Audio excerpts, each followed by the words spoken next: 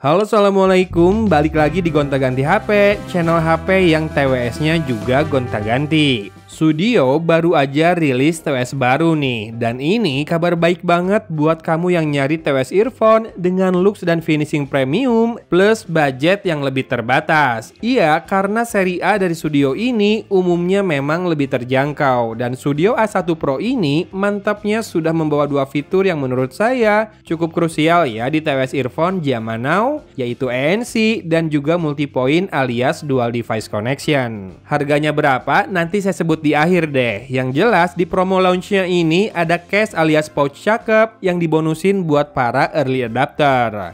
Meski berbahan plastik tanpa finishing rubber, namun sentuhan matte dengan warna-warna soft membuat Studio A1 Pro ini tetap nampak berkelas. Dan ada aksen pemanis pada bagian ujung tangkai dan juga pada bagian dari touch sensornya. Di warna purple yang saya pakai ini, aksennya berwarna silver. Tapi sejujurnya saya bingung mau pilih warna apa karena penampilannya beneran molek-molek ya, termasuk warna-warna lain kayak sand, white, dan juga blacknya. Nah, spec-wise, produk Studio memang bukan buat kaum mendang-mending yang sensitif soal harga versus kodek. Iya, Studio A1 Pro ini masih mengandalkan kodek SBC tok, tapi rugi banget kalau kamu cuma lihat kodek terus berpaling, karena spek lainnya sudah cukup mumpuni kok. Pertama, dia sudah menggunakan Bluetooth versi 5.3 terbaru dengan driver berukuran 10 mm. Battery life diklaim hingga 5 jam atau 3 jam ya dengan ANC menyala, dan total sampai 30 jam dengan tambahan baterai di casingnya. Kemudian sudah waterproof IPX4 dan juga punya 2 ENC microphone. Oh iya, sayangnya memang tidak ada fitur transparansi ya di earphone ini. Padahal ANC-nya sudah terbilang cukup signifikan meredam kebisingan berfrekuensi rendah. Dan kita segera bahas hasil pengujian yang saya lakukan. Saat bass shaker test, agak disayangkan muncul rattle halus di hampir sepanjang pengujian. Rattle ini hilang saat saya turunkan volumenya, jadi nggak penuh lagi. Dan artinya ini efek dari powernya yang mungkin di-tune biar lebih kuat. Jadi dalam pemakaian normal dan nggak di volume terkencang, tenang ya, nggak akan muncul rattle-nya. Virtualisasi ini mantap sih, sudah akurat, hidup, dan juga stagingnya tidak sempit. Detail-detail kecil dalam game juga muncul ke permukaan. Lalu delay juga tergolong minim, ekor langkah rata-rata 2-3 langkah saja saat saya hentikan lari di dalam game PUBG Mobile. Dan gerakan-gerakan dalam game seperti mendarat dan menembak terdengar nyaris sinkron. Slight delay memang masih ada terasa ya jika kamu perhatikan dengan seksama. Sementara kalau buat nonton ini udah on point ya, no delay, jadi udah sangat aman. Lalu mikrofonnya saya nilai oke, nggak bindeng alias cukup natural, gain juga sangat cukup, detail juga terbilang dapat ya. Meski ANC tidak banyak mengurangi noise yang saya hadirkan dari sebuah video seperti ini.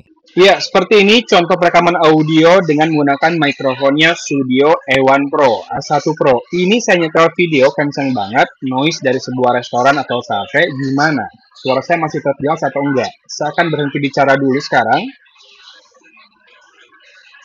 Bandingkan noise-nya. Apakah tadi ikut mereda pas saya berhenti bicara dan sekarang saya akan coba matikan.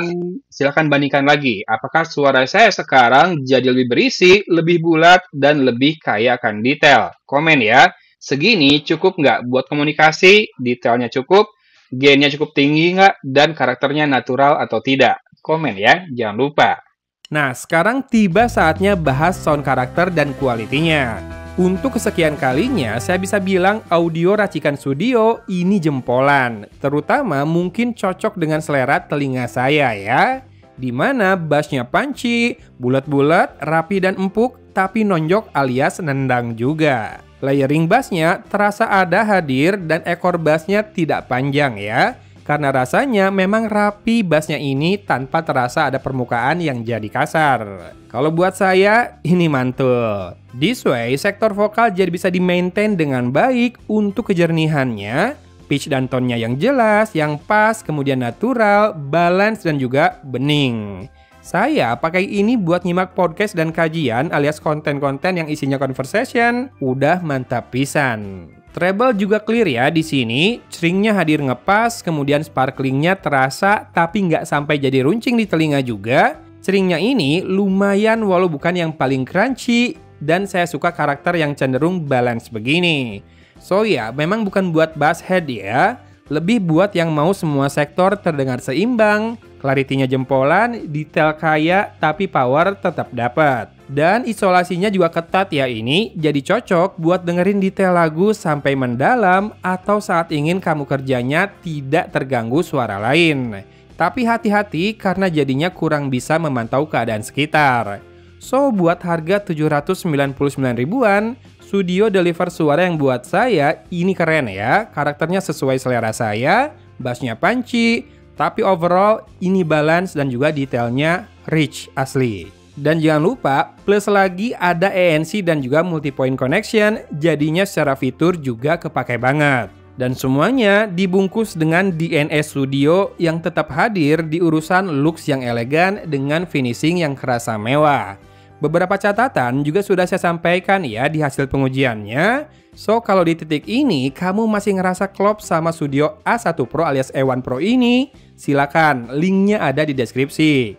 Siapa tahu masih kebagian free case alias pouch kece yang kalau beli terpisah harganya lumayan pisan. Oke sip, reviewnya sekian, mudah-mudahan bermanfaat ya info yang saya bagikan ini. Dari Kota Cimahi, Agon pamit undur diri. Wassalamualaikum warahmatullahi wabarakatuh.